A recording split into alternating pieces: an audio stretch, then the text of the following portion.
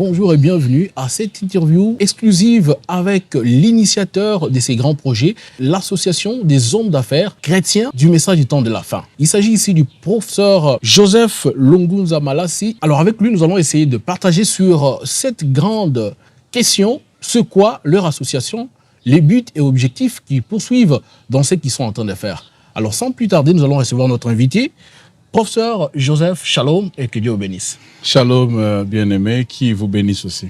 Vous êtes professeur d'une université. Est-ce que vous pouvez nous en dire plus? Bon, merci pour la question. Je suis professeur d'université. J'enseigne les questions environnementales. Je suis docteur en droit de l'environnement. Okay. J'enseigne le droit de l'environnement, le droit pour les questions forestières, le droit pour les questions agricoles et les questions spéciales de l'environnement. Et surtout orienté vers la question brûlante de l'heure, le changement climatique. Alors, vous êtes professeur d'université depuis combien d'années déjà? J'ai fini mon doctorat en 2019 et j'ai été nommé professeur associé en 2021. Dans quelle université? Je suis à l'université Joseph Kasavubu, à Boma. À Boma. Okay. Avant, j'étais à Mbandaka. Pour le moment, je suis à Boma. Merci beaucoup. Nous vous recevons ici dans le cadre de ces grands projets. Vous êtes porteur de cette initiative, l'association des hommes d'affaires chrétiens du message du temps de la fin. Est-ce que vous pouvez d'abord vous présenter, bien avant que nous puissions aborder la question primordiale? Oui, je suis le frère Malassi. Donc, les hommes, les femmes, les frères, les sœurs, ceux qui me connaissent depuis mon enfance. Et tous les bien-aimés dans le message, ils me connaissent comme étant soit le frère Joseph, soit le frère Malassi. Donc, c'est ça ma présentation. Je viens de le dire tout à l'heure, du point de vue professionnel. Oui. On travaille en tant qu'enseignant à l'université. Je suis aussi conseiller pour les questions politiques, diplomatiques et changement climatique de Maman Bazaïba. Ok, F. Bazaïba. Voilà, la ministre, son excellence, la ministre d'État, ministre de l'Environnement, que je salue en passant. Et voilà, je suis fondateur d'une église à Durban, en Afrique du Sud. Oui, parmi les Sud-Africains. J'ai enseigné, j'ai fait des croyants. Et j'ai laissé une église là-bas. Et aussi, j'ai beaucoup travaillé à Mbandaka, dans l'église actuellement conduite par, sous la conduite du pasteur Bonouya, le pasteur de l'église, que je salue aussi en passant. Et ceux de l'Assemblée chrétienne de Guinée à l'époque, Barouti Tabernacle aujourd'hui, les anciens, ils me reconnaîtront. Donc j'ai travaillé pendant des années aussi.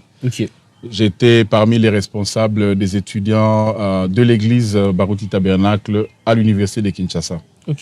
Donc pour être très très bref, c'est ça. Je suis aussi dans les affaires, je suis dans l'immobilier. Je suis hôtelier, je suis propriétaire d'immobilier.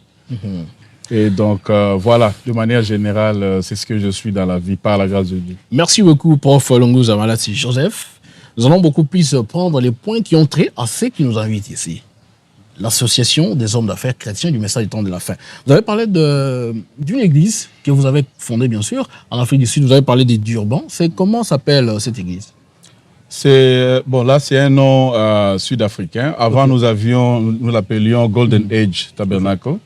Si vous tapez sur Google, vous allez voir l'emplacement de l'église et tout, à Durban, au centre-ville. Et après le Covid, on a eu des petits problèmes. J'ai dû voyager ici, j'étais bloqué parce qu'on ne pouvait plus voyager à l'international. Et l'église était restée pendant pratiquement une année. Les croyants, il y en a... certains étaient sud-africains, d'autres étaient zimbabwéens, malawites, lesotho, congolais.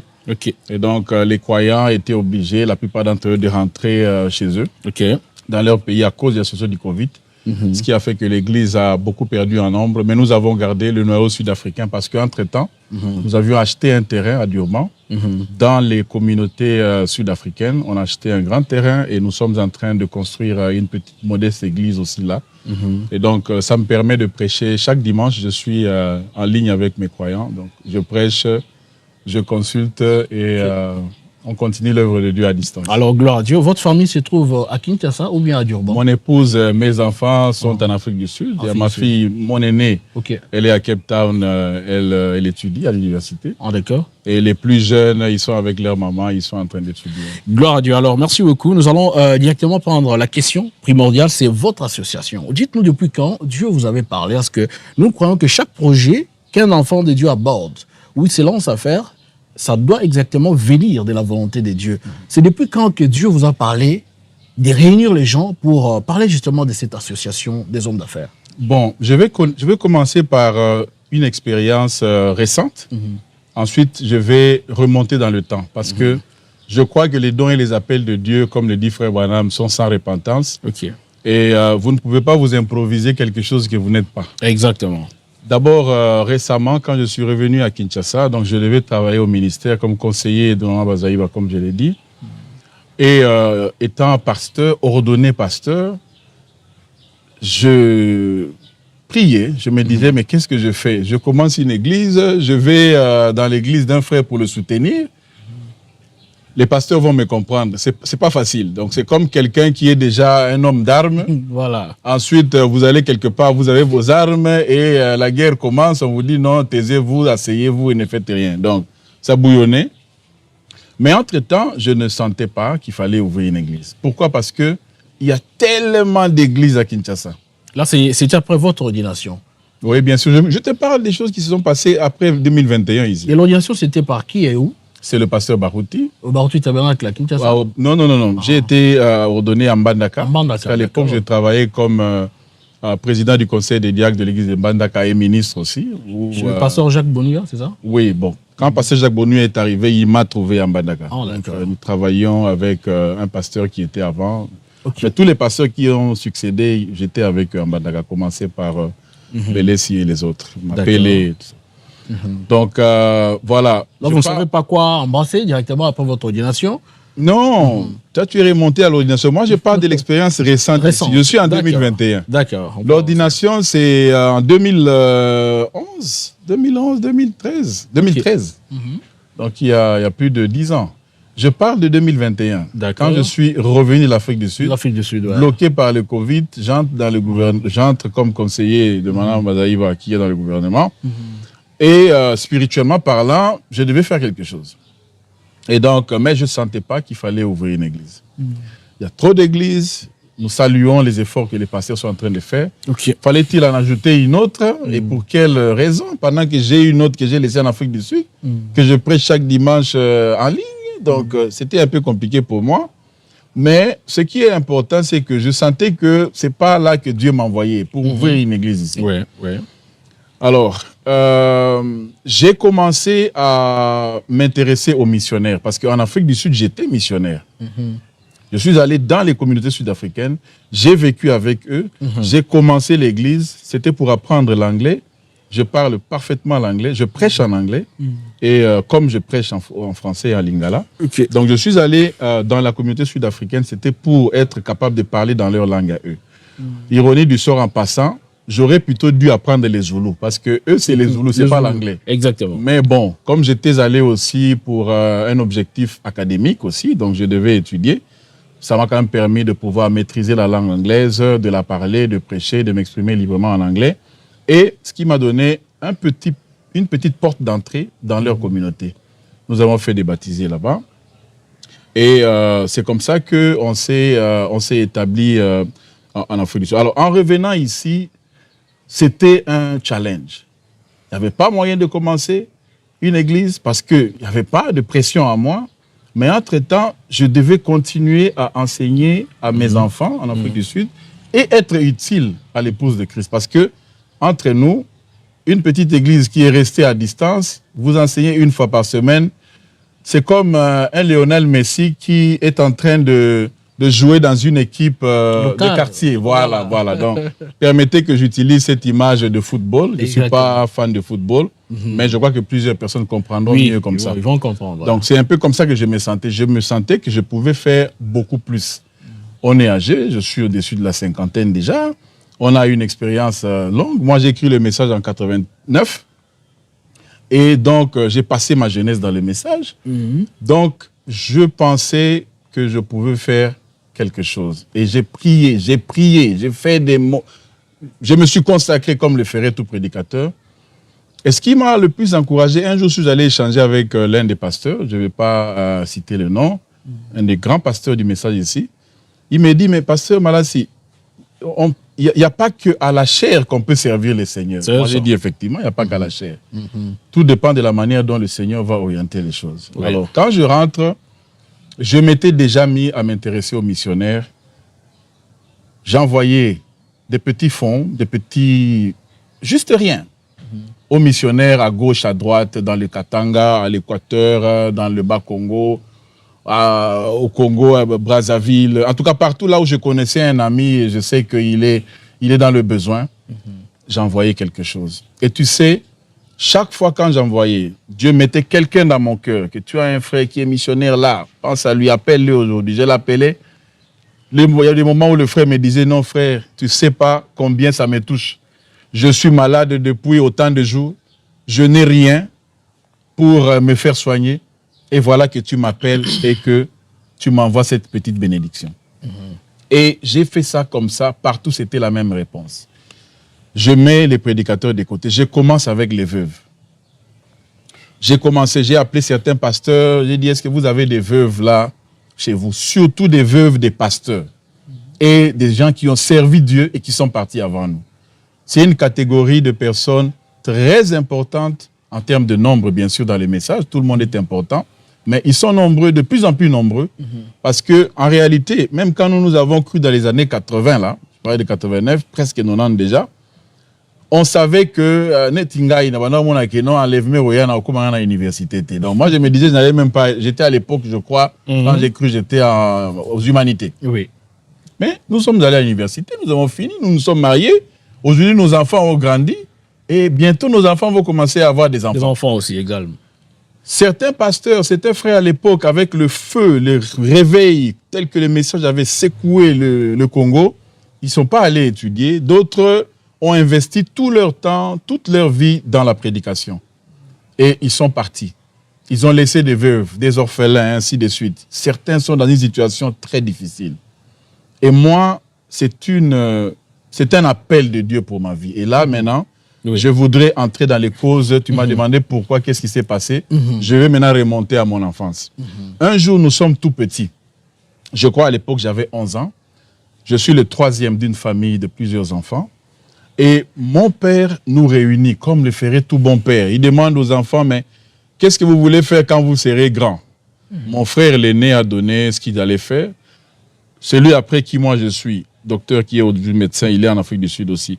Il a donné ce qu'il allait faire. Et quand ça arrive à mon tour, vous savez ce que j'ai dit? Et je l'ai dit du fond de mon cœur. J'ai dit, papa, moi, quand je serai grand, si Dieu me donne l'argent, je construirai un orphelinat, je construirai un endroit. C'est tout ce que je connaissais à l'époque en tant qu'enfant. Donc, je connaissais les orphelinats.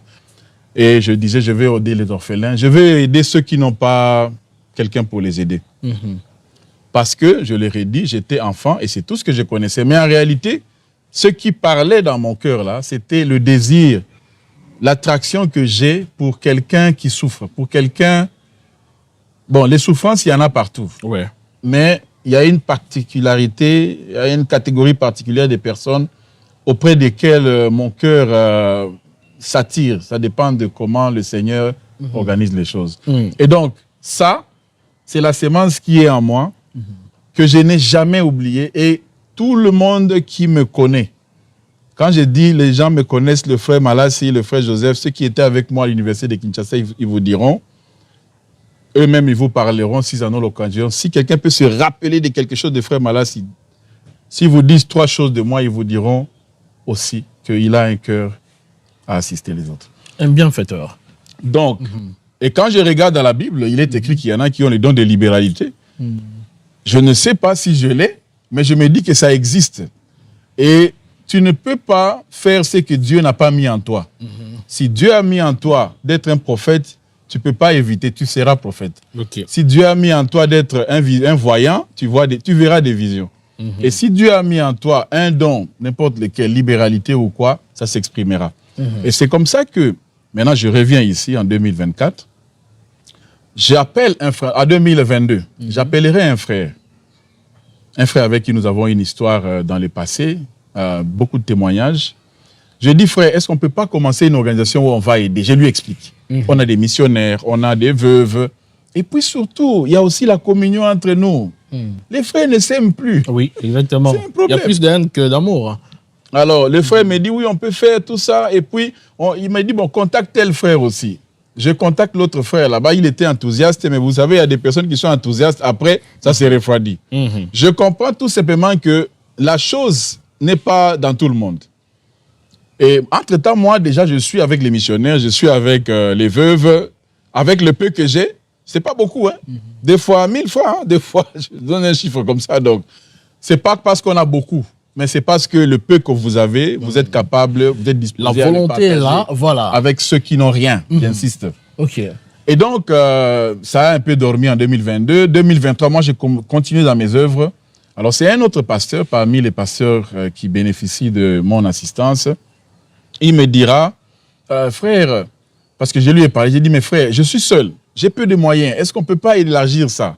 Je sais qu'il y a des frères à gauche, à droite qui peuvent avoir le même baiser, même s'ils n'ont pas le même cœur, mais peut-être qu'il a quelque chose qu'il aimerait bien mettre à la disposition d'un veuf, d'un missionnaire, en dehors de ce qu'il fait déjà pour son église.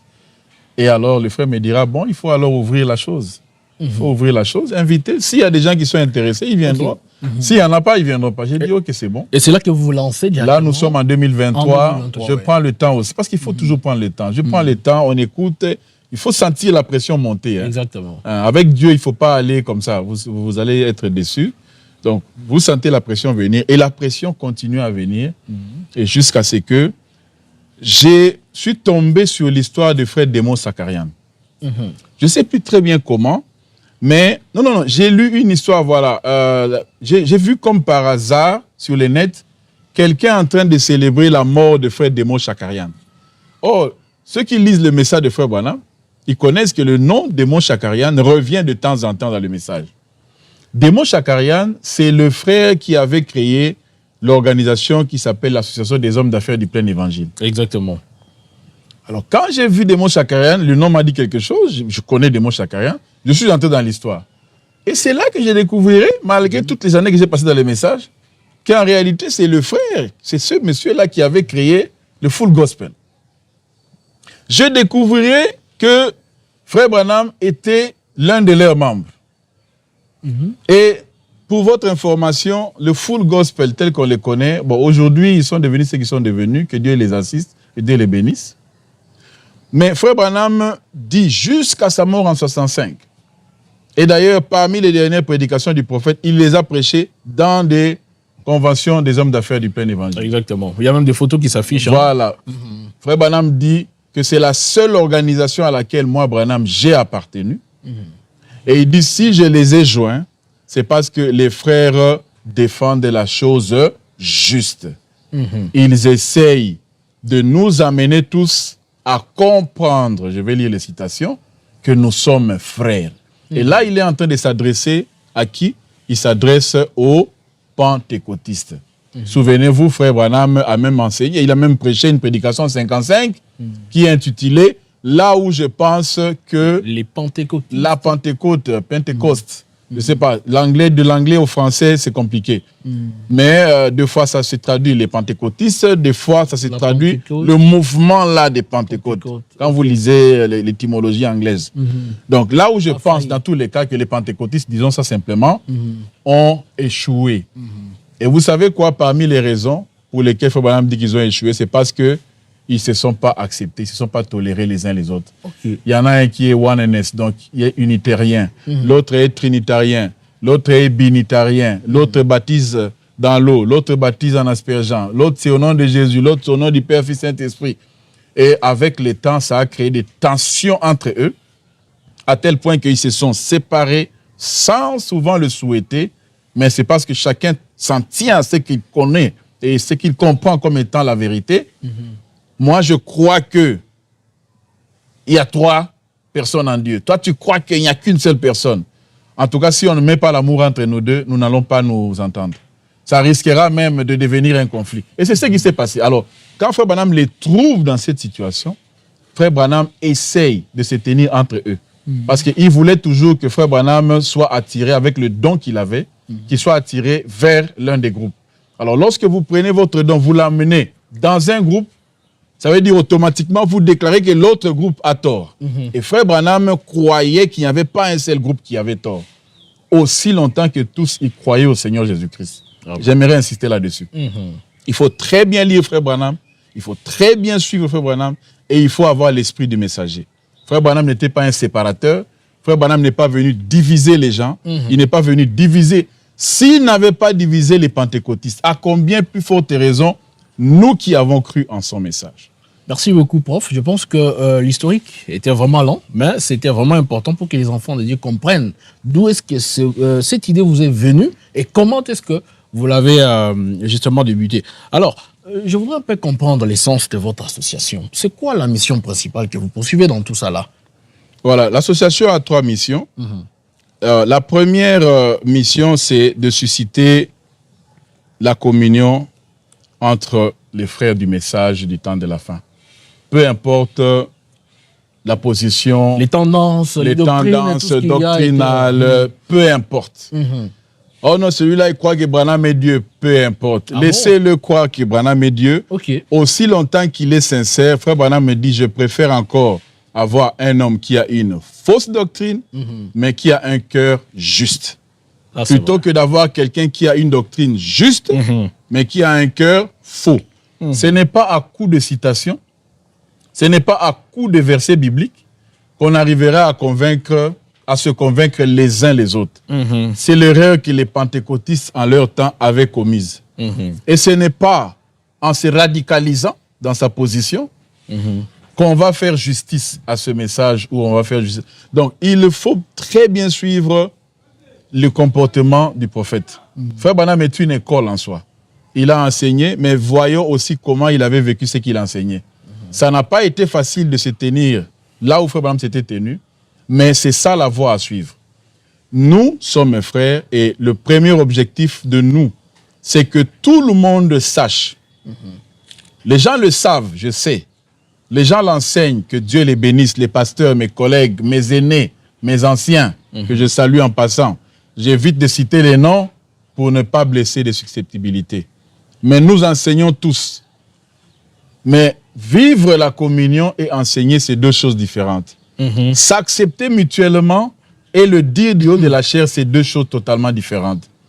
Frère Branham a vu dans la vision du foot gospel à l'époque une opportunité pour le faire et il est resté avec eux jusqu'à sa mort. Cette association donne l'opportunité parce que dans notre association, nous aurons la possibilité d'avoir toutes les tendances et de prier pendant les activités. On peut avoir une activité tous les 3 mois, tous les 6 mois, ça dépend. Nous ne sommes pas une église. Nous ne deviendrons jamais une église. On va arriver aux activités, justement. Vous allez nous expliquer le sens de vos activités. Là, on parle d'abord de votre mission. Vous avez parlé de la première mission qui est celle de rétablir la communion entre les frères. Et la deuxième mission, c'est laquelle? Oui, rétablir la communion, c'est le travail du Saint-Esprit. Mais encourager, susciter, donner une opportunité pour qu'il y ait communion. C'est ce que nous allons faire. La deuxième mission, c'est comme je le disais, soutenir l'œuvre missionnaire. On ne va pas le faire pour tout le monde, ça dépendra des ressources. Mais je peux déjà vous dire qu'il y a plus de besoins qu'il y a des ressources, pour le moment en tout cas. Si ça change, je reviendrai et je vous dirai que maintenant, il y a plus de ressources que des besoins. Mais pour le moment, il y a plus de besoins que des ressources. Nous allons suivre la conduite du Saint-Esprit. Nous sommes heureux de partager même le peu que nous avons. Peut-être les gens penseront que non, ils ont fait ça, ils ont des millions. On n'a pas des millions, mais on a le cœur à partager. Le peu qu'on a, on peut partager. Vous savez, un jour, Frère Branham est en train de prier pour un malade. Il le dit dans plusieurs de ses messages. Pendant qu'il priait, il s'est rendu compte que le malade qui était venu n'avait pas de chaussures. Alors, Frère Branham dit, je commençais à rapprocher mes pieds de ses pieds. Je voulais voir si nous avons la même pointure, de manière à ce que quand il descendra, que j'enlève mes chaussures et que je les lui envoie. Voilà l'homme qui nous a envoyé, qui nous a prêché le message du temps de la fin. Amen. Frère Branham va loin, il dit, vous construisez des églises avec des millions de dollars. Mais pendant ce temps, il y a votre frère qui va évangéliser. Il n'a rien, même pas une babouche. je ne demande pas aux gens de ne pas construire. Que les gens parce que moi-même, je suis en train de construire. C'est une petite église modeste. Je vous montrerai les images. Mais, plus tard, pas maintenant. Mais, je dis ceci. Pendant que vous construisez, pensez aussi aux autres. Amen. Que les pasteurs qui font ça soient bénis. Que Dieu bénisse leur ministère. Mais que ceux qui n'ont pas la chose à cœur puissent être interpellés.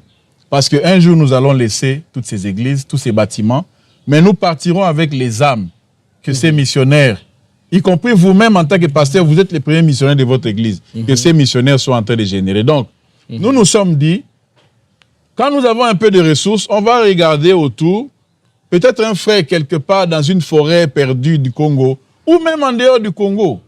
Nous, c'est le message qui nous intéresse. Au Gabon, en Afrique, en Angola, partout. Partout le besoin se présente. Là où il y aura un besoin, là où Dieu, nous avons établi une manière de travailler, nous sommes en train de la construire, de la mûrir, mais nous allons délibérer sur qui assister, comment assister. Exactement. Ça, c'est le deuxième objectif. Voilà. Le troisième, c'est aussi les veuves, comme je disais. Les veuves, il y en a plusieurs. Mais comme le dit Paul, que les veuves qui ont servi le Seigneur, qui ont lavé les pieds des saints, qui ont, il le dit dans le livre de Timothée, qui ont fait des preuves, que l'Église puisse s'en charger, si dans leur famille, il n'y a pas d'autres croyants qui peuvent le faire. Donc, le cas des veuves, c'est assez délicat. Je sais que plusieurs pasteurs, que Dieu les bénisse, s'occupent des veuves, mais le besoin est toujours là. Et comme nous sommes une association qui aide les églises, nous pouvons venir, en plus de ce que le pasteur fait, si le Seigneur orientait ce jour-là, nous sommes dans l'une des veuves de ton église, surtout les veuves des serviteurs de Dieu, ce sont elles qui sont en priorité, les pasteurs qui ont eu des églises, et les orphelins, bien entendu. Quand tu parles de veuves, tu parles des orphelins, nous serons très heureux de pouvoir le faire. Ça, c'est le troisième objectif. Et le quatrième, c'est de pouvoir, ça va un peu avec le premier, c'est de pouvoir organiser des activités comme le faisait le Full Gospel. On ne les a pas copiées, mais une bonne expérience qui a été vécue par les autres, vous pouvez toujours vous en inspirer. Et donc, il y a des activités qu'on va commencer à organiser qui peuvent être des bénédictions pour tout le monde au même moment. On ne va pas inviter les gens pour venir entendre une prédication d'un pasteur qui prêche contrairement à un autre. Ça, on les laisse aux églises à le faire. Nous pouvons organiser une activité où les chantres viennent, ils chantent, et voilà, tout le monde est béni. Nous pouvons organiser une activité où un pasteur vient, il évangélise, il prêche Jésus.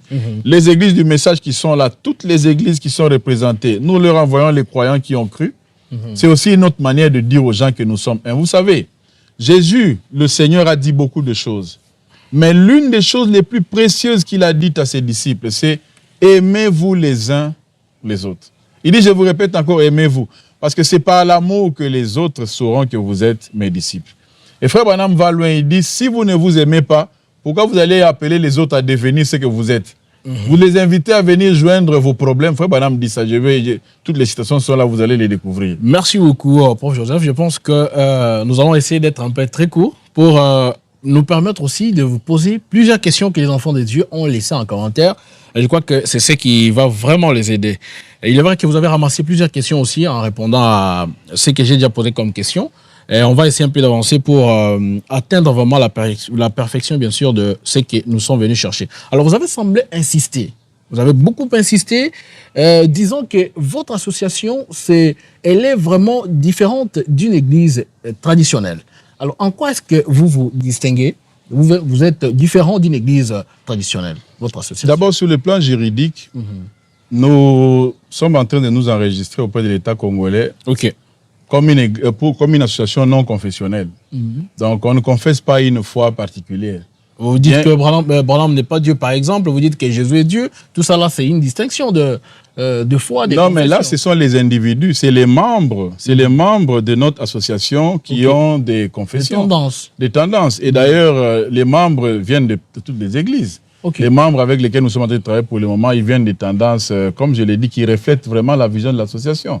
Donc, nous sommes non confessionnels. Nous n'allons pas nous mettre à défendre une doctrine, mais nous défendons le Seigneur Jésus-Christ, la Sainte Bible et le message du temps de la fin dans son ensemble et dans sa diversité. Parlons justement de la Bible. Quel rôle joue la Bible au sein de votre association? La Bible, c'est l'absolu. La Bible, c'est l'absolu. La Bible, c'est le livre du Maître. La Bible, dans notre association, joue le même rôle qu'elle joue dans les églises et dans le monde. La Bible reste la Bible. Vous avez dit ici que Frère Branham faisait partie d'une association, que l'un de ceux qui avaient cru en lui dans les temps était fondateur. Cette association-là, est-ce que Frère Branham avait parrainé ou il était justement membre et soutenait aussi? Est-ce que vous avez des références du prophète en rapport avec la question? Oui, je voudrais d'abord préciser que l'association à laquelle je faisais allusion, c'est le Full Gospel, qui existe encore aujourd'hui. Vous l'avez dit, oui. L'association des hommes d'affaires du plein évangile. Oui. La personne qui l'avait créée, c'est le frère Démon Chakarian. Paix à son âme, il est parti, il nous a précédés. Démon Chakarian n'était pas un croyant du message du temps de la fin. Il faut le préciser. Il n'était pas du message, il n'avait pas cru au message du temps de la fin, mais c'était un proche de Frère Branham jusqu'à la mort de Frère Branham. Exactement. Il avait cru en ce qu'il faisait. Oui, il croyait dans le ministère de Frère Branham. Voilà. Mais il ne s'était pas identifié comme membre du un croyant, Branham Tabernacle, ou d'une église qui croit dans les messages. Exactement, c'est ce que nous avons dit. C'est important de souligner ça. Et là, ça montre la dimension de diversité de Frère Branham, de tolérance de Frère Branham. Il savait exactement quelle était sa mission. Il devait rester avec ceux qui étaient du mouvement de la Pentecôte afin de leur apporter le message. Et les hommes d'affaires chrétiens lui avaient donné cet espace. À travers leur organisation, Frère Branham pouvait parler à toutes les tendances au même moment. Plutôt que d'aller dans une tendance à gauche et les autres vont se plaindre, « Ok, Panabango, il n'est pas chez nous », et vice-versa. Donc, les hommes d'affaires, Frère Branham le dit plusieurs fois, j'ai plusieurs citations là-dessus, je vais les mettre à votre disposition. Il répète que c'est ça, c'est l'une des valeurs de cette organisation, le fait qu'elle soit au milieu du village. Alors, comment l'implication de Frère Branham dans cette organisation a-t-elle vraiment impacté les valeurs ou objectifs de l'ASA-MTF? L'implication de Frère Branham, d'abord, ça c'est une très bonne question. L'implication de Frère Branham nous permet de comprendre qu'une telle organisation n'est pas une mauvaise chose. Parce que Frère Branham ne ferait pas quelque chose contrairement à sa foi. C'est ça. Si Frère Branham, non seulement a adhéré à cette organisation, il est même devenu, pour plusieurs années, leur porte-parole au niveau international, ça veut dire quelque chose. Ça veut dire que c'est une organisation, comme le dit Lavoisier, comme Frère Branham aussi le répète, que les mêmes causes dans les mêmes circonstances produisent les mêmes effets. Exactement. Si ce sont les mêmes causes et les circonstances étant les mêmes, les effets seront les mêmes. Aujourd'hui, les mêmes causes, c'est celles que nous sommes en train de dire. Il y a fragmentation dans la chrétienté, dans les églises du message. Il y a abandon de l'œuvre missionnaire. Je peux vous demander même à vous, là, combien de fois vous avez pensé à aider un missionnaire quelque part? On n'en pense pas. De manière générale, on n'en pense pas. Chacun se débrouille dans le Et les veuves, les orphelins, n'en parlons pas. Moi, je suis en contact, même, je ne veux pas citer pour ne pas tirer crédit sur moi, mais j'aimerais en passant aussi saluer les frères de l'Est, de la RDC, nos bien-aimés qui sont dans une situation sécuritaire, on ne peut pas la qualifier. Que Dieu les bénisse, que Dieu les soutienne. Je suis en contact avec certaines veuves de certains pasteurs dans ces coins de la République, à qui j'ai envoyé un peu d'assistance quand la situation était devenue celle qu'elle est devenue. Donc vous comprenez que Frère Branham ne pouvait pas faire la promotion. À un moment donné, il a même recommandé au pasteur, il dit, vous qui restez à l'extérieur de cette organisation, vous ne savez pas ce que vous êtes en train de manquer. Joignez. Frère Branham a dit ça. Donc si Frère Branham pouvait aujourd'hui ressusciter et nous trouver dans cette organisation en train de marcher, à vous de juger. Va-t-il nous condamner ou va-t-il venir aussi avec nous et avec tout le monde nous dire que nous sommes frères, nous sommes une famille? Merci beaucoup, prof. Alors, frères et sœurs, vous qui nous suivez en direct du Forum Les Jeunes du Message, nous rappelons ici que nous recevons ici pour vous le prof Longunza Malassi Joseph. Il est professeur d'université, initiateur de l'association des hommes d'affaires chrétiens, croyants du message du temps de la fin. Alors, sur votre demande, nous sommes venus vers lui pour tirer un peu plus des réponses sur des questions que vous nous avez laissées, bien sûr, pour comprendre les bien fondés de cette association. Alors, prof, quelle est l'approche que votre association adopte-t-elle pour encourager l'unité entre les frères? Parce que vous avez insisté sur l'unité parmi les objectifs que vous êtes en train de poursuivre. Quelle approche vous adoptez pour justement unir les frères? Bon, nous, en ce qui nous concerne en tant qu'association, c'est ce que j'ai dit. Dans la liste des activités que nous avons réunies, nous aurons des activités vers lesquelles, en fait, des activités où nous inviterons tout le monde.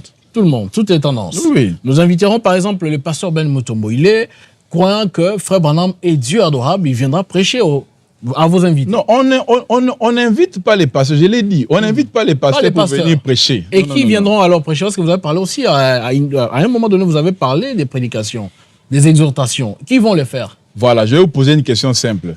Est-ce que quelqu'un peut prendre la Bible, quelqu'un du message, ou quelqu'un de n'importe quelle tendance, prendre la Bible, tu m'as posé quelle était la place de la Bible dans notre association, et aller chez les catholiques, leur prêcher que voilà mes dieux, alors, sans être lapidé. Votre association, elle est celle des croyants du message. Est-ce que vous allez aussi inviter les catholiques à participer à vos activités? Pourquoi pas? Frère Branham les invitait. Quand Frère Branham prêche le message, aujourd'hui cette écriture est accomplie.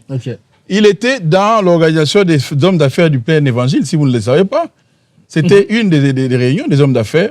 Et un prêtre catholique avait été invité, et c'est ce prêtre que Dieu avait utilisé pour venir remettre à Frère Branham sa Bible, pendant que la Bible que Meda avait achetée pour Frère Branham, Frère Branham essayait de lire entre Matthieu, si je ne me trompe pas, Matthieu 16 et 17, et la Bible avait été une nouvelle Bible que son épouse lui avait achetée pour son anniversaire. Les pages étaient collées. Le prophète ne se retrouvait pas dans la lecture, il était complètement confus en public. Et le prêtre catholique a amené sa Bible à lui, au prophète, et il a dit au prophète, ne t'inquiète pas mon fils, Dieu, c'est Dieu qui est au contrôle, Dieu fait toutes choses. Il a dit des choses comme ça. Alors Frère Branham a pris, il a lu cette écriture qu'il avait préparée.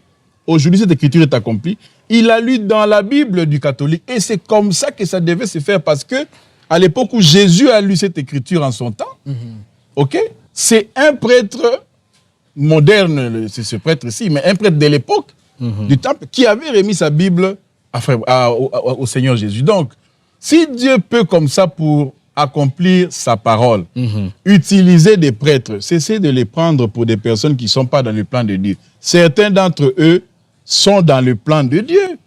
Et donc, moi, je ne peux pas exclure quelqu'un. Il est prêtre aujourd'hui, je ne sais pas ce qui sera demain. Il est protestant aujourd'hui, je ne sais pas quelle sémence est en lui. Vous vous dites que vous êtes dans les messages aujourd'hui. Il y en a qui sortiront demain. On est en train de voir des frères en train de sortir, non? Un pasteur venir, il dit non, lui, il n'est plus dans les messages. Voilà. Donc, il faut laisser cette chose-là ouverte. Dieu est le juge. En tout cas, quand il faut parler de la communion, quand il faut parler de ces réunions-là, Frère Branham est notre modèle. À l'époque, il n'a pas condamné, nous, on ne condamnera pas. Alors, prof, nous allons rappeler votre dénomination. On vous appelle l'Association des hommes d'affaires chrétiens du message du temps de la fin. Nous avons dit ceci, Association des hommes d'affaires chrétiens croyants du message du temps de la fin. Voilà, c'est une association. Voilà. Mais elle peut inviter les personnes qui ne sont pas croyants. Il n'y a pas de problème. Si on peut bien comprendre, c'est-à-dire les membres qui seront dans votre organisation seront ceux qui sont croyants du message et pas les autres. Non. La dénomination est celle-là, mais nous invitons tout le monde à nous joindre. Tout le monde. Ça veut dire que une personne qui n'est pas du message, j'en ai d'ailleurs une qui a déjà confirmé, elle a dit qu'elle viendra au lancement, elle me connaît personnellement, elle a dit, pasteur, je viendrai à votre réunion. Je ne suis pas du message, mais je crois dans la communion, je viendrai. Donc tout dépend de la manière dont on va expliquer. Nous avions eu difficulté, je le répète, je le souligne peut-être, à trouver un nom qui convienne. Parce que si on laissait trop général, on disait par exemple association des hommes d'affaires chrétiens, ça ressemblerait un peu au full gospel. Voilà, et ça sera vague aussi. Hein. Voilà, ça sera vague. Si on allait un peu trop dans les messages, bon, les autres se sentiraient exclus. Je vous assure que ce n'était pas facile. Si vous avez des propositions à faire, chers téléspectateurs, chers croyants du message, venez nous les faire. Les statuts n'ont pas encore obtenu leur personnalité juridique. C'est ça. Vous pouvez amener une proposition, mais en tout cas, comprenez la vision. La vision, c'est que nous voulons resserrer les liens dans les rangs du message, mais comme le dit Frère Branham, on laisse la main ouverte à tout le monde. À tout le monde. On ne chasse personne. La preuve est qu'on va inviter tout le monde. Merci beaucoup. Alors, quelle est selon vous la vision d'une communauté chrétienne visiblement unie et fraternelle? La vision d'une communauté fraternelle visiblement unie et dans la communion fraternelle ne peut être que la vision de Christ. Christ, Frère Branham le dit, Christ est venu unir son Église. Il est dit dans plusieurs messages, notamment dans les messages unis sous une seule tête.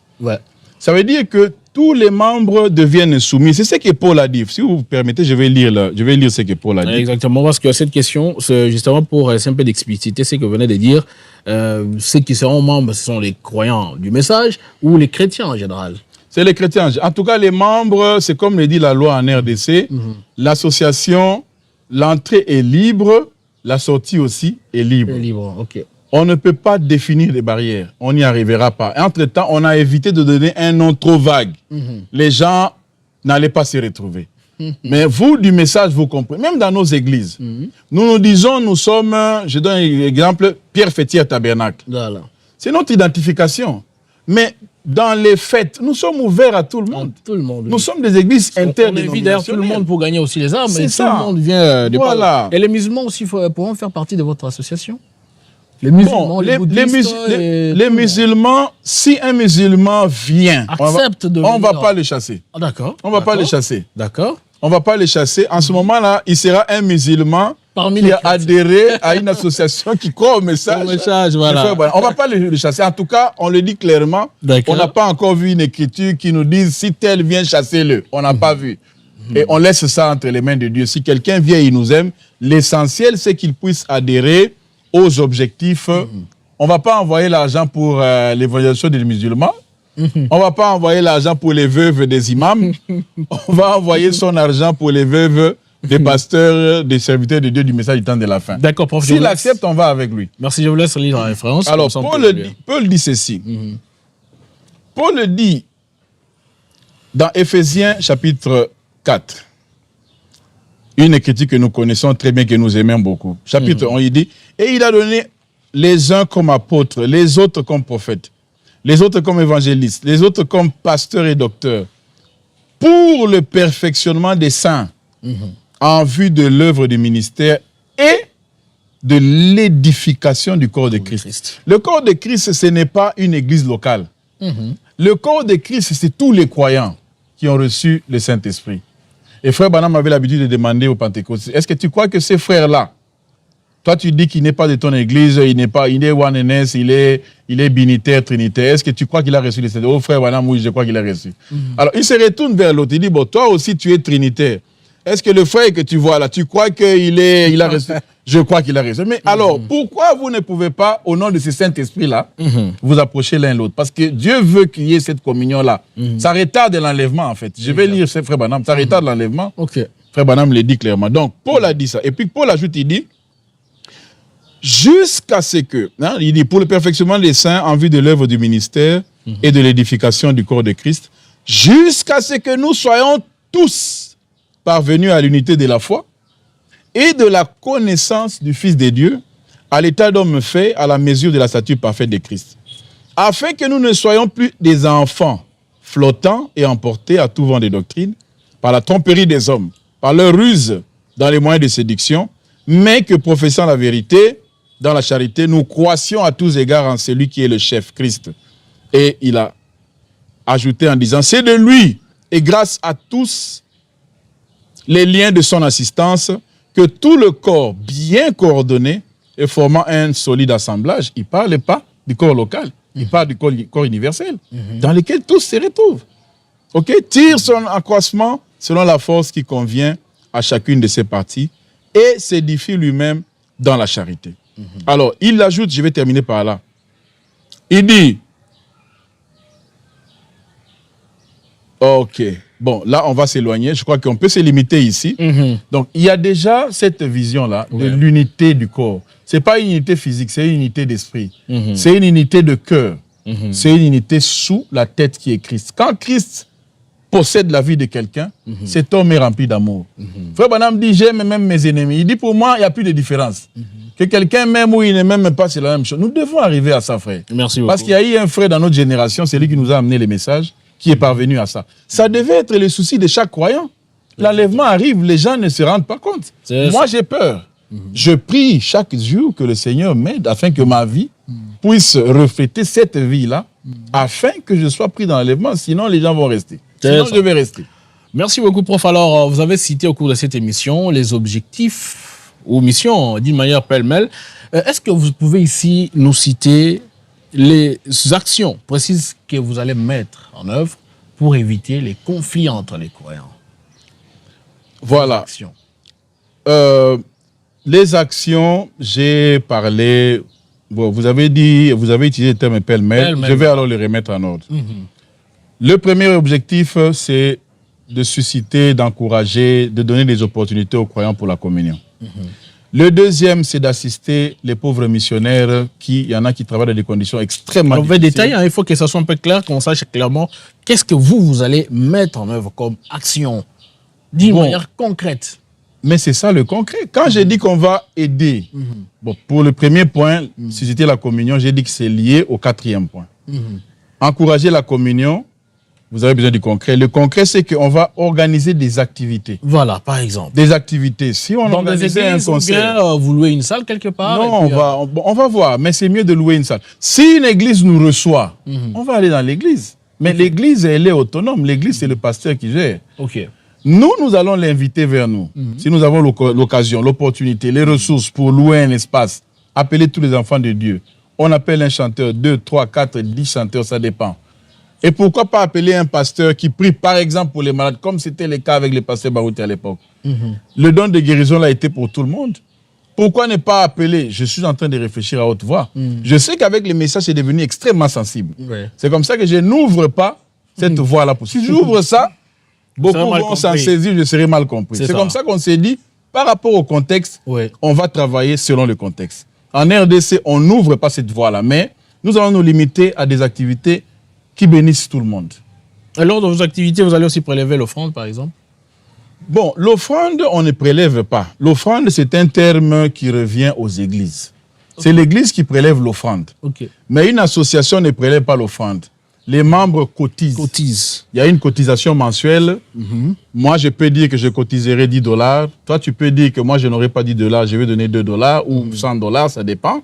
C'est ça la cotisation. Là, c'est par rapport aux membres effectifs. C'est par rapport aux membres. Voilà, maintenant, par rapport à ceux qui viennent assister à vos activités, est-ce qu'ils auront aussi à cotiser, à mettre quelque chose dans le panier pour peut-être soutenir vos activités dans le futur? Bon, il y a des choses qui vont... La question d'assistance, c'est une question très sensible. Je n'aimerais vraiment pas que quelqu'un qui me regarde aujourd'hui pense que le frère Malassi a fait ça pour demander assistance. Pour l'argent. Voilà. C'est comme ça qu'on va éviter ça au maximum. Je dis bien, je connais le contexte Congo. Je ne suis pas un mendiant. Je ne le serai jamais. Je vais vous apprendre que même quand j'étudiais, mes parents le savent, ils sont encore vivants. Je ne demandais même pas l'argent du Minerval. Je me débrouillais, surtout à l'université, pendant que j'avais des parents vivants. Donc, mon épouse qui me suivra, elle le sait. Je suis l'une de ces personnes très difficile. Ça veut dire comme mais les gens qui viennent chez moi, ils savent, je me bats si j'en ai. C'est ce que Dieu a mis dans moi, je ne peux pas les changer. Donc, la même nature là, on va l'amener. Mais si ça demandait à ce qu'on ait un jour à prélever une offrande, par exemple, je ne sais pas, on va voir avec, je ne suis pas les décideurs, je ne serai pas les décideurs, je ne suis pas les dictateurs de l'association, je suis initiateur, mais l'association aura un conseil d'administration, elle aura un comité qui va diriger les activités au quotidien. On va évaluer la situation. Peut-être que l'approche que nous allons avoir en 2025-2026 va être différente de l'approche que nous aurons plus loin.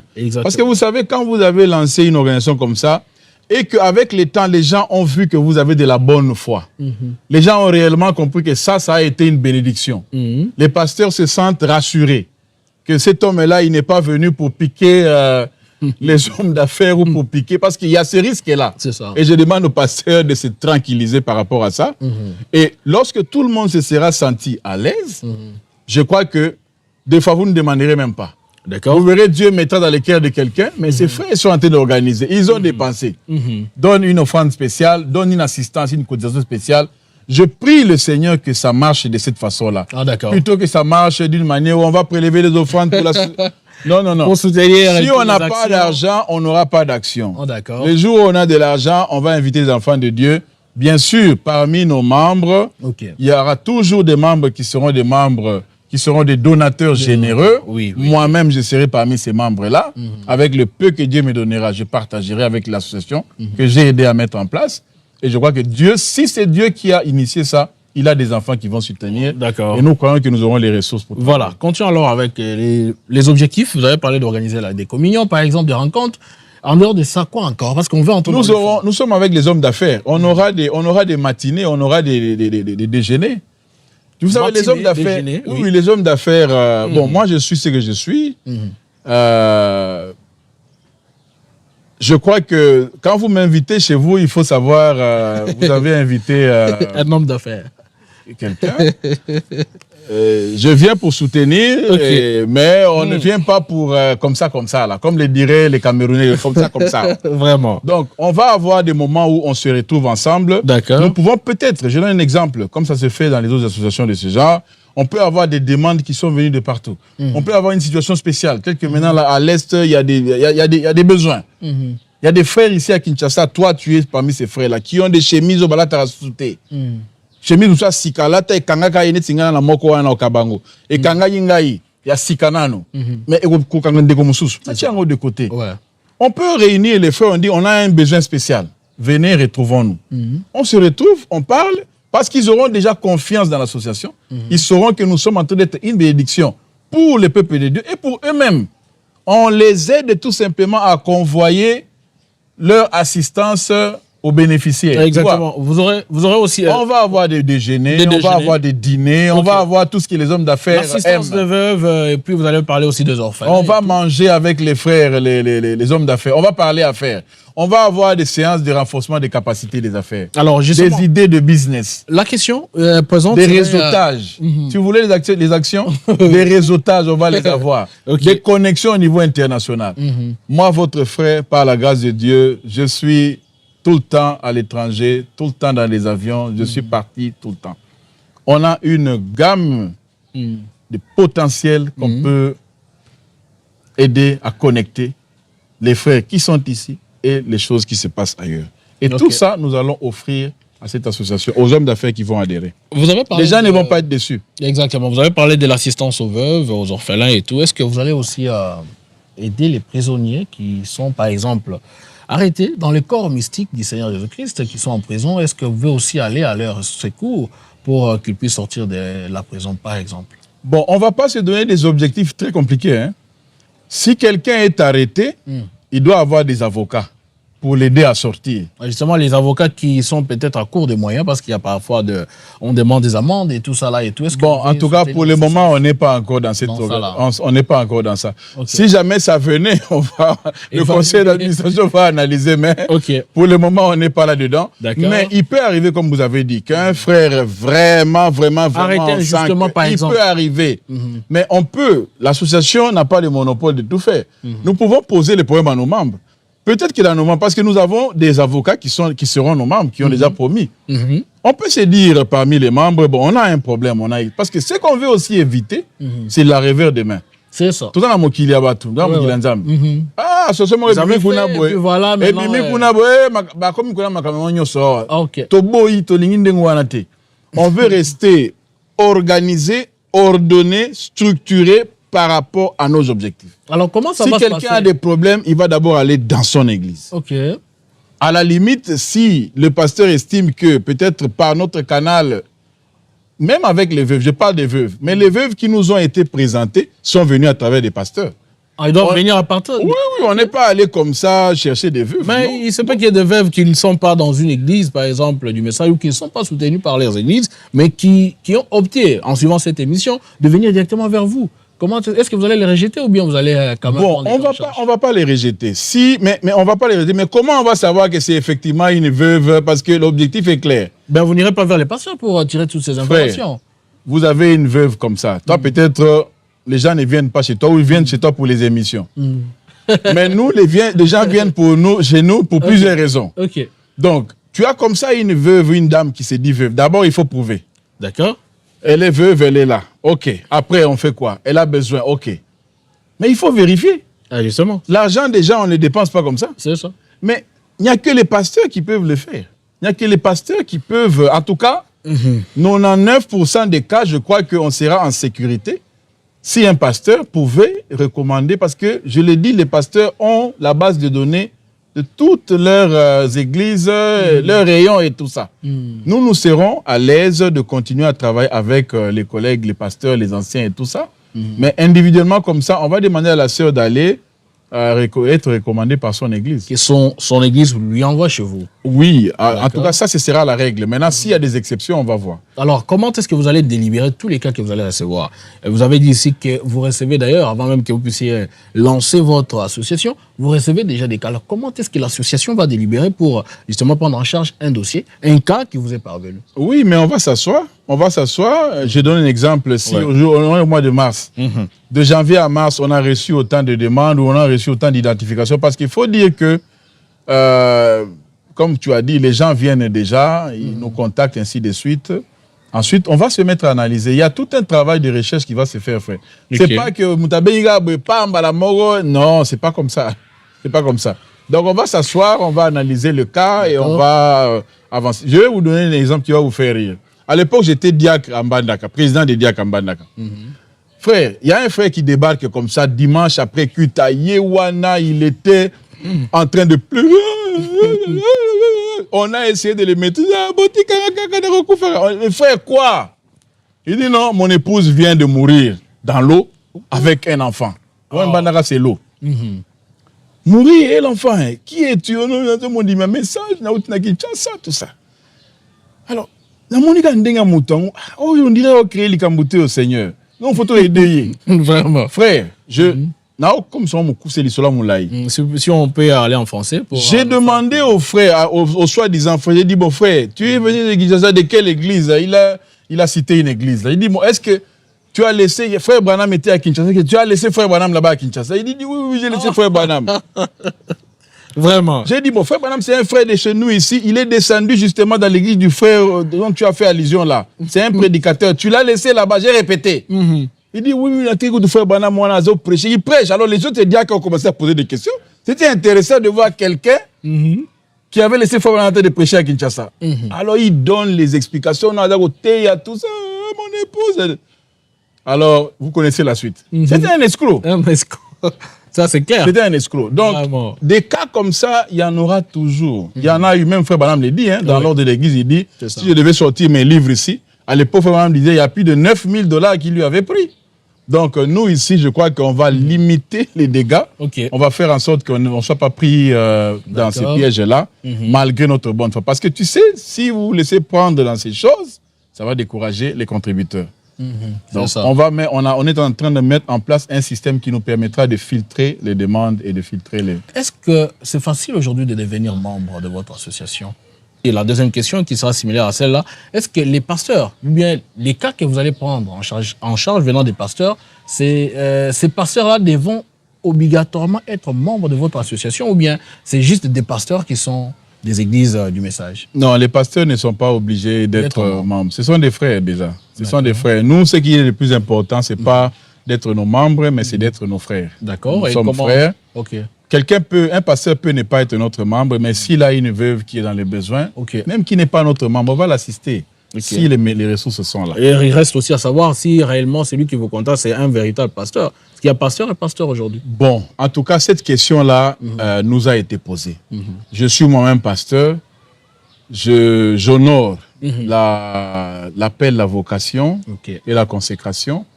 Mais, comme vous le dites, Paul l'a dit ici, les gens parlent à la tromperie. Paul l'a dit dans les critiques que j'ai lues ici, dans Éphésiens 4. Donc, c'est un problème qui est même connu de la Bible. Mais la difficulté, c'est que quand vous vous mettez à vous-même faire les juges, ça devient très compliqué. On retombe dans l'exclusion doctrinale. D'accord. Nous allons tout faire. Vous voyez, un exemple vivant, c'est la voix de Dieu. La voix de Dieu donne les brochures de Frère Branham à tout le monde. À tous ceux qui viennent solliciter là-dedans. Tous. Même si un catholique vient demander, on va lui donner. Ok, au moins là, ça là, c'est bon. Même si quelqu'un dit non, Branham est Dieu, Branham c'est mon Dieu, il prend la brochure, il met d'abord. Les brochures sont vous. Mais la brochure, quand on a mis sur Joseph Branham, on a tout l'air en côté. C'est ça. Donc, on prie le Seigneur pour qu'on ait pratiquement la même approche, le même esprit. Gardez-nous dans vos prières. D'accord. Parce que ce que nous avons pensé faire, en tout cas, on en a besoin. C'est ça. On en a besoin. C'est ça. Et il faut prier pour l'initiative de manière à ce que Dieu nous donne plus de sagesse, plus d'amour, plus de ressources et que nous ayons faveur auprès des pasteurs, faveur auprès des frères qui nous écoutent, faveur auprès du public. En tout cas, les élus, les enfants de Dieu, ils ont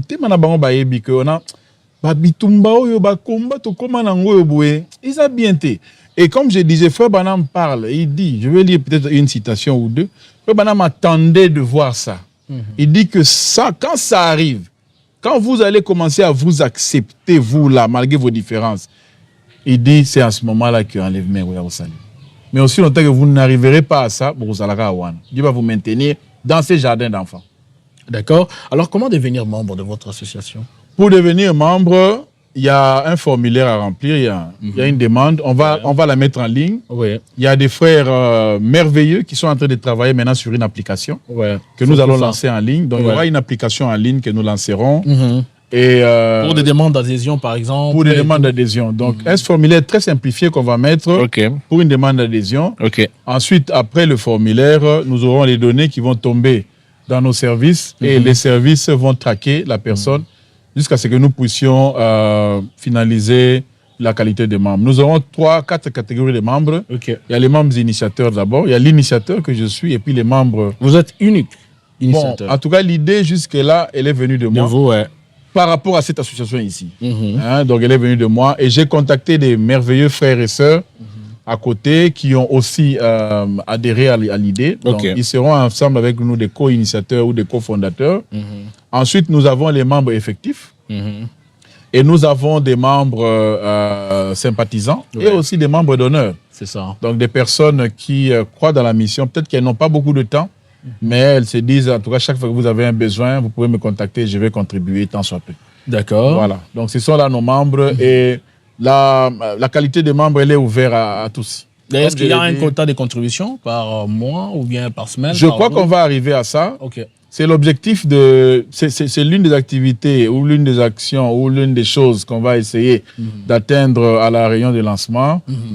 Et pour le moment, nous sommes encore en train de réfléchir avec les frères. Je crois que comme toute association, il faut fixer un minimum. D'accord. Parce qu'avec les minimums par membre, nous savons planifier le fonctionnement de l'association. D'accord. Si nous sommes à 100 membres et qu'on dise, bon, ce sont des hommes d'affaires quand même, ce ne sont pas des gens à côté. Donc, on peut se dire, on a $5 par mois ou $10 par mois. Donc, le mois, on peut avoir $1000. Ça peut nous permettre de planifier qu'avec $1000, nous pouvons assister, nous pouvons intervenir, nous pouvons...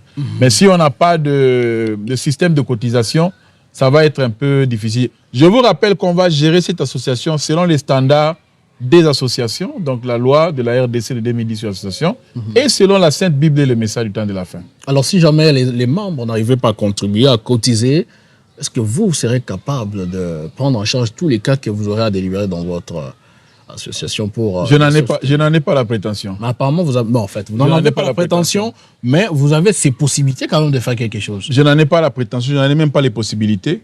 C'est même la raison pour laquelle j'ai créé cette association. Voilà, vous avez voulu C'est parce que j'étais seul, je faisais, on s'est rendu compte que peut-être on peut faire beaucoup plus en associant les autres. C'est ça. Je ne fais pas les richards ici. Je ne suis pas un richard. Vraiment. Je suis un frère qui partage son pain avec les autres frères. Merci beaucoup, prof. Voilà. Alors, frères et sœurs, nous aurons brossé, je crois, les grandes lignes des questions que vous nous avez envoyées. Si jamais il y a d'autres questions qui reviendront, peut-être quand vous aurez à suivre cette émission, je pense que nous reviendrons encore vers l'initiateur de ces grands projets pour poser des questions. Alors, parlons justement du lancement pour clôturer. Finalement, vous vous êtes dit que vous êtes organisé en interne et vous prévoyez, je crois, le lancement de cette association dans les jours qui viennent. C'est déjà pour quand? C'est pour le 5 avril. Le 5 avril. Oh oui. Nous sommes en mars. Alors, comment ça va se passer? Bon, voilà. Nous allons nous retrouver avec les invités qui ont accepté de venir et qui accepteront de venir à l'hôtel Fleuve Congo. Ce sera le samedi 5 mars de 15h30, si je me trompe, 15h à 18h, 18h30, donc c'est 3 heures du temps. Et nous allons présenter, pendant les 3 heures là, nous allons présenter la vision de l'association, les objectifs. Et aussi, nous allons présenter les termes de référence de l'association. Ça veut dire la liste des citations et des versets bibliques. Voilà, je crois que ça sera vraiment le grand format de ce que nous avons fait aujourd'hui. Oui. Vous allez vraiment déballer la vision et tous les détails. Peut-être qu'aujourd'hui, nous n'avons pas pu toucher tout ce qu'il fallait faire. Faute de temps. Le temps est limité. Il y avait beaucoup à dire. Mais je suis disposé à ce que vous reveniez. Nous allons revenir si jamais il y aura d'autres questions. Oui. Cette fois-là, juste des aspects scripturaires. Exactement. On va vous laisser vraiment exposer. Voilà. Vraiment, avec le message de la Bible, nous présenter la chose d'une manière claire. Voilà. Je crois qu'ici, on avait juste amené les questions que les enfants de Dieu se sont posées. Merci beaucoup. Et vous avez essayé de répondre. Alors, qui vont participer à cet événement du lancement? Nous avons... Ou justement les gens que vous allez inviter? Bon, en tout cas, cadre où la réunion est organisée oblige. Oui. Nous avons une liste restreinte. Pour le moment, c'est le lancement. Je sais que plusieurs personnes désireraient venir, mais nous avons une liste d'à peu près 100 personnes. Donc, il y a des couples et puis il y a des individus. Mais c'est un échantillon. Là, ce sont des membres ou bien des invités? Non, ce sont des invités. Sélectionnés d'une manière... Jusque-là, on a très peu de personnes. On a quelques personnes qui ont confirmé qu'elles sont déjà membres. Voilà. On a des pasteurs qui ont dit, moi, ça, je suis membre. Même, il y en a qui sont déjà presque des cofondateurs. Vraiment. Mais nous sommes ici dans une logique où il n'y a pas moyen d'inviter tout le monde. Exactement. Le cadre déjà, voilà, donc ça ne permettra pas de recevoir tout le monde. Et déjà, partant juste des abonnés du Forum Le Jeune du Message, ils sont un peu plus de 500 000. Voilà. Mais bravo, félicitations. Merci beaucoup. Un peu plus de 800 000 d'ailleurs, on est au-delà. Voilà, félicitations. Je pense que ça sera impossible vraiment d'accueillir tout le monde. Non, c'est impossible. Mais qui ne puisse pas se déranger parce que cet événement, nous confirmons qu'elle sera diffusée en direct, comme le Jeune du Message, pour permettre aux gens qui n'ont pas eu la possibilité d'être là en présentiel, de connaître la mission, les objectifs et tout ce que vous êtes en train de développer dans votre association. Et surtout les fondements scripturaires. Exactement. Parce que nous sommes fondés sur les Écritures. C'est ça. Nous, c'est ce qui n'est pas scripturaire, on ne peut pas marcher. C'est ça. C'est Branham ou rien. Merci beaucoup. C'est la Bible ou rien. C'est exactement ça. C'est ça l'association que nous vous offrons. Merci beaucoup, Prof Joseph. Je crois que nous pouvons mettre un terme à notre émission de ce jour, à moins que vous ayez peut-être quelque chose à adresser aux enfants de Dieu pour la clôture de notre émission. Pour ma clôture, j'aimerais dire ce qui nous unit est plus fort que ce qui nous a divisés ou nous a séparés. Je sais que plusieurs n'aiment pas qu'on emploie division ou séparation, mais le constat est là. Il y a éloignement entre frères. Il y a éloignement de cœur, éloignement de fête.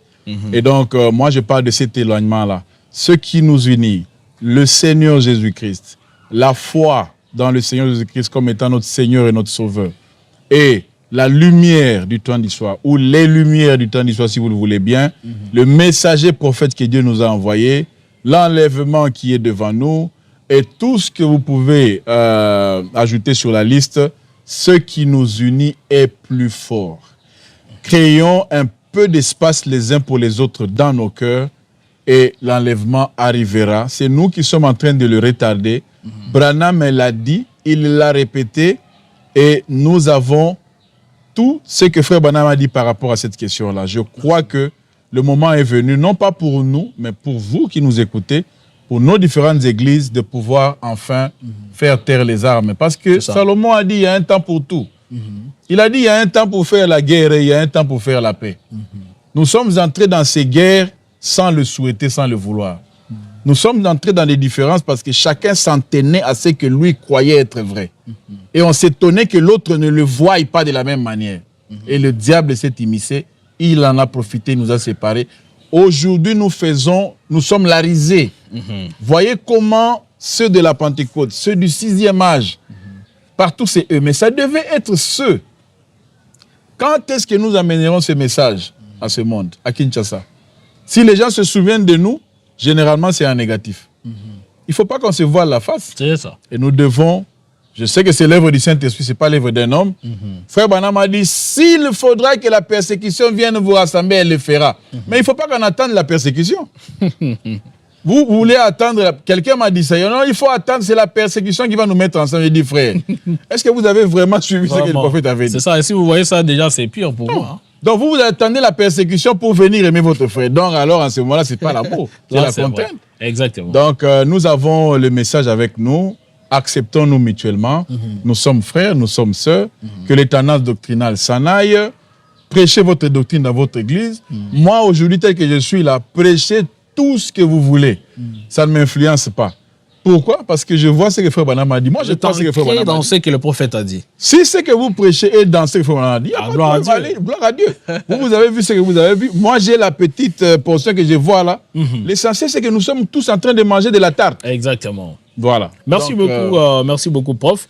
Alors, pour l'instant, je crois que vous êtes en train de travailler pour l'application, sur l'application, voulais-je dire, dont vous avez fait mention ici pour ceux qui voudront adhérer. Mais dans l'entretemps, est-ce que vous pouvez passer les canaux de communication sur lesquels on peut vous contacter pour justement adhérer, les temps que l'application soit prête pour que les enfants de Dieu, je sais que les serviteurs de Dieu, qui seront les premiers bénéficiaires de ce programme, voudront vraiment adhérer à la chose. On va nous passer ici les numéros de la personne qui pourra vous donner toutes les informations pour que vous puissiez bien sûr adhérer à la vision. Voilà, merci beaucoup. Donc, nous sommes pour le moment présents sur la plupart des canaux des réseaux sociaux. Il y a Facebook, WhatsApp, YouTube, Instagram, voilà. Je crois X aussi. Les liens sont en train d'être distribués au bas de vos écrans. Voilà. Et voilà, les liens sont là. Voilà. Et pour nous, c'est une occasion de féliciter la personne qui assure le secrétariat de l'organisation pour le moment, M. Joe. Un jeune homme merveilleux. Très dynamique d'ailleurs. Très dynamique et nous le jetons des fleurs. Nous prions qu'il continue comme ça. Et donc son numéro de téléphone c'est le 089 004 20 67. Ça s'affiche aussi sur l'écran. Voilà. Donc vous pouvez le contacter et il vous donnera toutes les informations qu'il faut par rapport à l'adhésion. Voilà, vous avez tous les détails qui sont en train de passer au bas de vos écrans. Nous vous disons merci pour les temps que vous nous avez accordés à suivre cette émission. Je crois que, par la grâce de Dieu, vous avez eu à trouver des réponses aux questions que vous nous avez envoyées. Vous avez d'autres questions, laissez en commentaire. Le professeur Joseph sera vraiment disponibilisé à répondre à chaque question des enfants de Dieu pour justement élargir cette vision. Elle est faite pour vous. Que Dieu vous bénisse. Nous vous donnons rendez-vous prochainement dans les cadres des émissions du Forum Les Jeunes du Message. Je rappelle à la présentation, c'est votre frère John Cat. Bye.